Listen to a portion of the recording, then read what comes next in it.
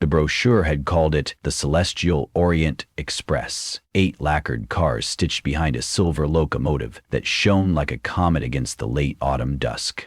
I had boarded at Vienna as a hired grief counselor, contracted to accompany a coterie of wealthy patrons through the Carpathians and toward the Black Sea. The company promised vistas, vintage wines, and, for those mourning recent losses, a discreet professional who could listen between courses and lullabies of track noise. I had expected little more than whispered confessions and polite silences.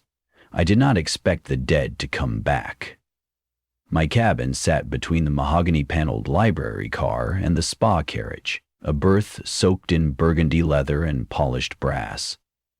The moment I stepped inside, I smelled lavender soap and coal smoke, the odd combination that always reminds me of the hospice, where my husband Simon died last year. I shook off the memory by unpacking my notebooks and framing my credentials atop the vanity. Dr. Amelia Devereaux, traumatic loss specialist. The first evening unfolded in predictable luxury. Passengers dined on pheasant consommé under lead crystal chandeliers. Strangers introduced their tragedies with theatrical poise, as if rehearsal had granted them ownership over grief.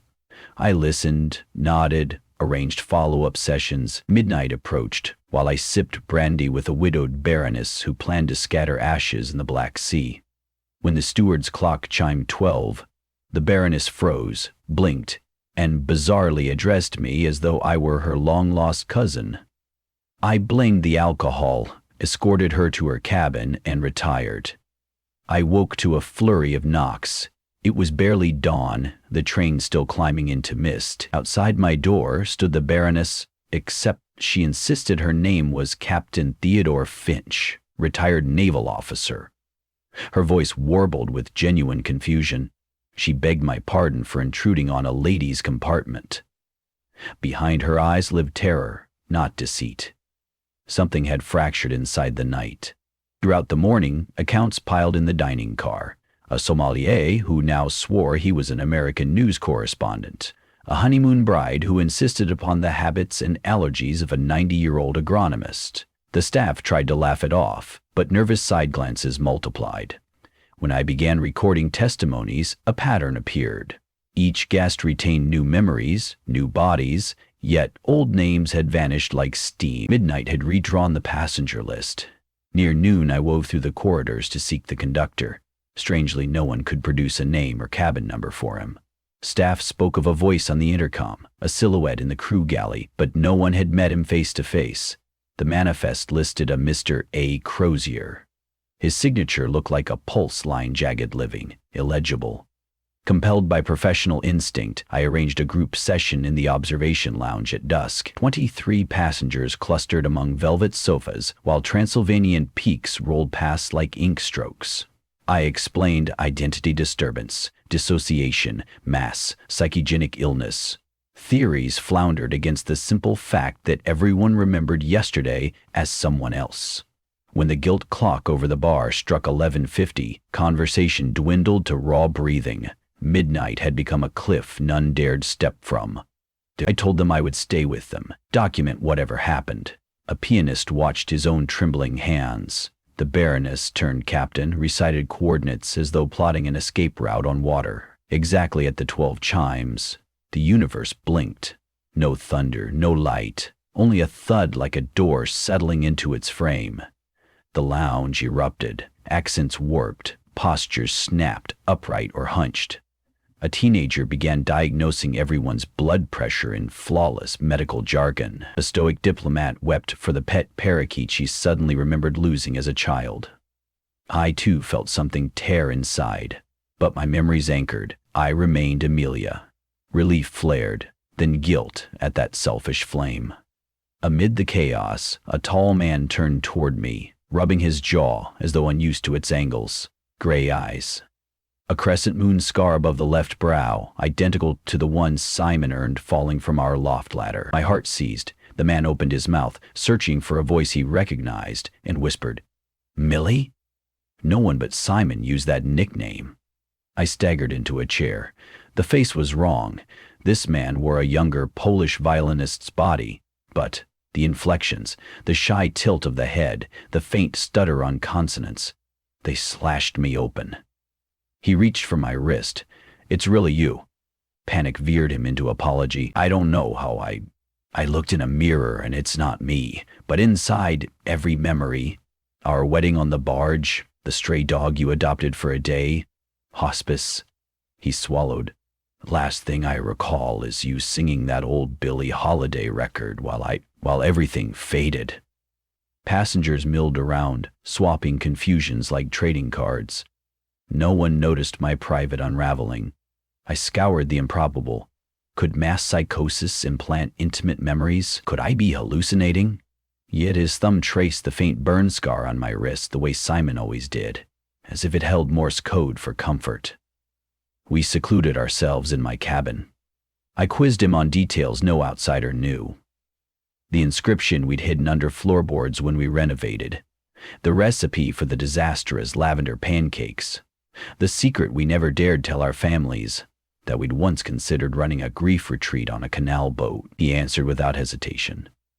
"Whoever's body this is," he said, voice trembling, "I'm still me. Or at least, I'm here." I wanted to collapse into reunion, but terror seeped in. If identities could be reshuffled, nothing prevented Simon from vanishing again come midnight. I promised him I would find the conductor. He assisted, leaning on instincts from his earlier profession. Biology professor turned hospice volunteer. We made a list. 1. The phenomenon activates precisely at midnight, synchronized across time zones. The train kept Central European time regardless of geography. 2. Physical bodies remain constant. Only consciousness, memories, and perhaps subtle mannerisms migrate. 3. Some passengers retain their own identities, so far only me and a wheelchair-bound poet named Nadira. 4. The conductor is conspicuously absent, yet orchestrating the swap. With the help of the chief steward, who that evening believed himself to be a Benedictine monk, we accessed crew logs. Every carriage door recorded opening and closing events via magnetic sensors. At midnight, all doors, including luggage compartments, momentarily unlocked. A security camera in the power car revealed nothing but static for 10 seconds each night. Nadira, her lucid memories providing rare continuity, theorized a psychological experiment by a clandestine tech company. Simon proposed a cosmological phenomenon, a rift stitched along the train's path. I, straddling science and sorrow, sensed intention, an intelligence playing marbles with souls. We decided to confront the unseen conductor before another switch. The spa carriage contained a locked compartment rumored to be his mobile office. At 2340, we crept down dim corridors. Candles and hurricane lamps guttered with each sway. Outside, mountains surrendered to plains. Villages flickered by like forgotten dreams. My heart hammered at the possibility of losing Simon when the clock reset, as though time itself were a jealous rival tugging him away. Simon's new body lean, violinist's fingers proved adept with a lockpick fashioned from manicure tools. The door yielded. Inside waited a compartment barren of decor. Walls sheeted in mirrored steel. In the center sat a grandfather clock of charred oak, hands fused at 12. Its pendulum ticked despite their stasis, each talk congealing the air. No conductor. Only the clock and a canvas bag of correspondence tags, the kind porters tie to luggage, each labeled with a passenger's name. And they fluttered from the bag like shed skins. Simon lifted one, Captain Thoder Finch. On the reverse, the Baroness's monogram gleamed in gold ink, crossed out. We heard a step in the doorway. A figure emerged, not a uniformed official, but Nadira, wheeling forward. Her eyes, dark and steady, regarded the clock. "I was hoping to find you here," she said. "We haven't much time." "It's not safe," I warned. "Nor is ignorance," she replied. "Listen carefully. The conductor is not a man. It is the mechanism itself." She indicated the clock, an artifact. Some call it the labyrinth chronometer. Legend says it once belonged to a watchmaker whose daughter died at sea. He built it to scour time for her return. Instead, it learned to pull lives from their tracks, searching for its own destination.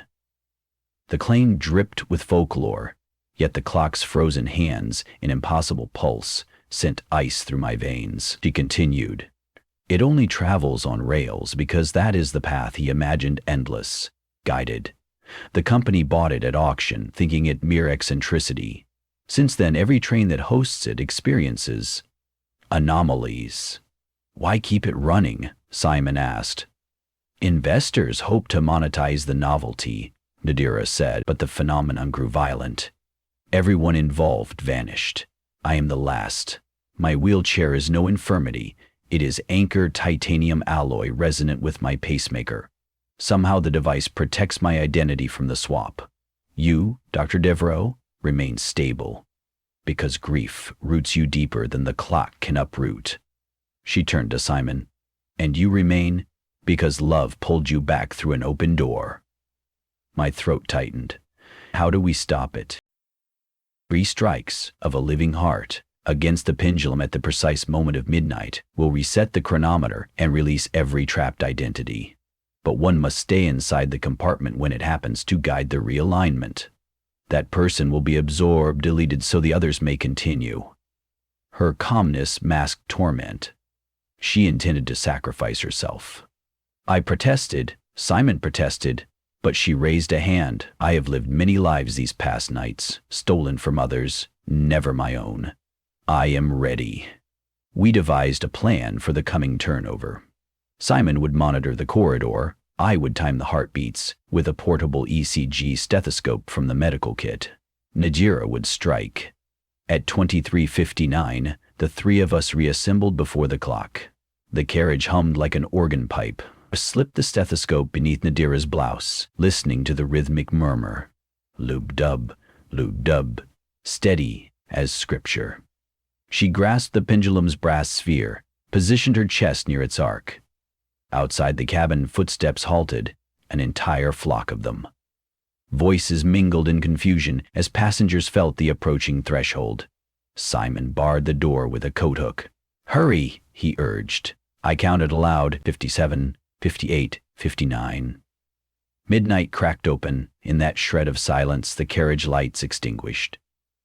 I heard Nadira slam her sternum into the pendulum. 1, 2, 3. Each collision echoed like cathedral bells.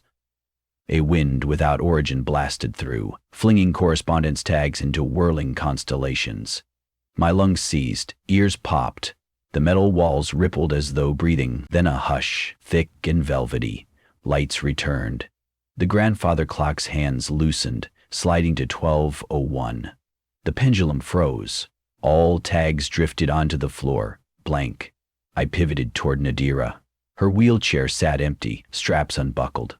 Only the stethoscope remained, earpieces swaying like vines. Simon touched my shoulder. "Look." He pointed to the couch. Nadira's leather-bound journal lay open on the final page. "Tell my mother I found the horizon." Below, ink bled outward until letters dissolved. Door handles rattled. The Baroness stumbled in, unmistakably herself.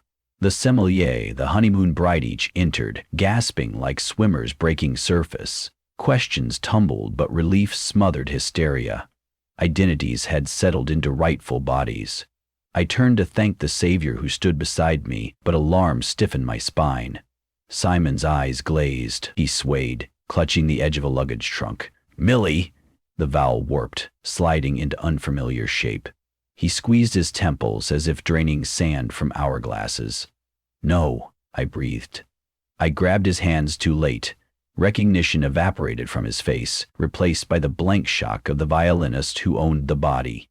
He stammered in Polish, asking where he was. Grief struck like a blade, but déjà vu softened the blow. I had practiced this morning once before, and survived. I held his shoulders, reassured him in broken language, guided him to medics. I did not cry until the corridor emptied. Morning sunlight found us near Constanta, seagulls circling distant harbors. The company quarantined the train for medical evaluations. Passengers remembered flashes of other lives, yet the terror dulled into cocktail conversation. Insurance forms cited collective transient amnesia. The grandfather clock was confiscated by officials who did not believe my story, but I watched them crate it, knowing myth would leak through wooden slats.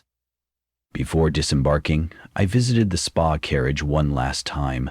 Inside Nadira's vanished compartment, I discovered a small silver key taped beneath the vanity. Attached was a note in her looping hand. For Amelia, anchor well. Unsure what it opened, I pocketed it versus leaving it for scavengers. Perhaps it belonged to the train of her next life, or perhaps it would guard mine. Weeks later, back in Vienna, I resumed counseling.